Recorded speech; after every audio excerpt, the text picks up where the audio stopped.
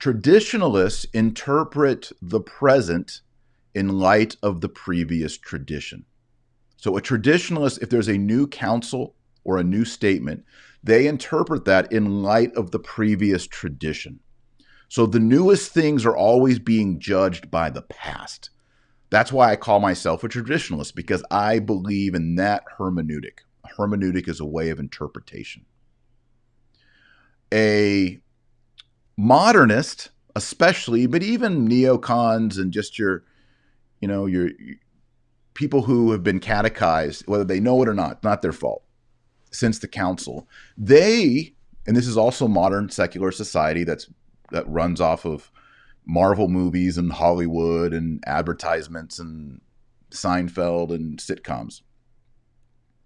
They judge and interpret history and tradition by what's happening right now. So if right now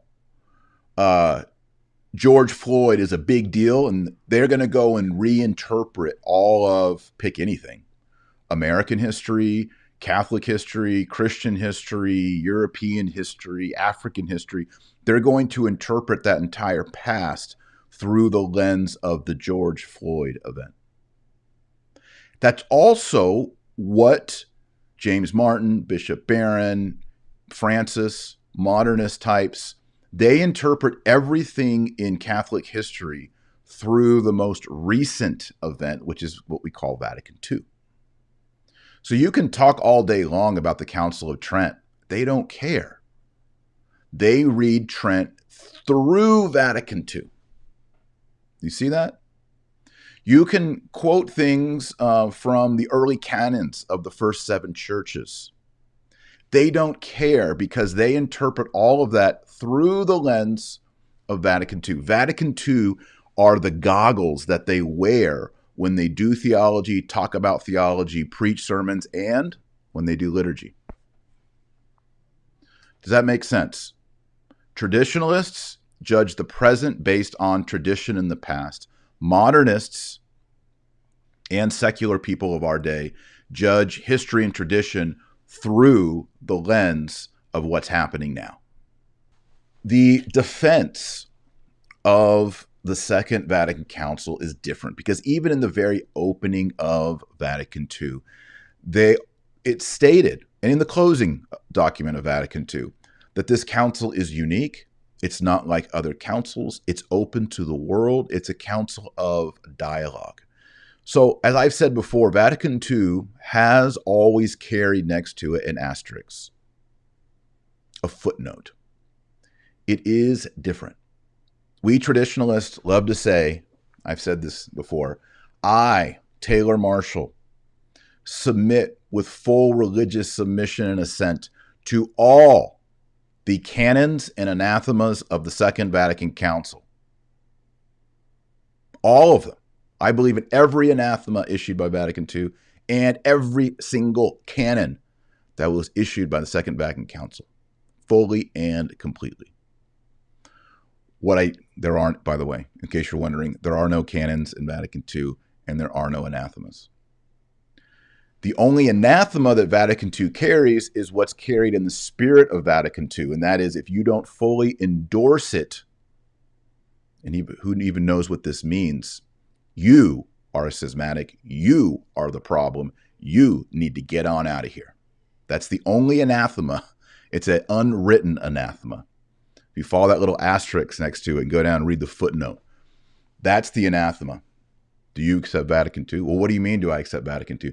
Do you mean that I need to accept, as it says in Vatican II, that Buddhists, by their own power, can achieve perfect attachment? Because it says that in Vatican II.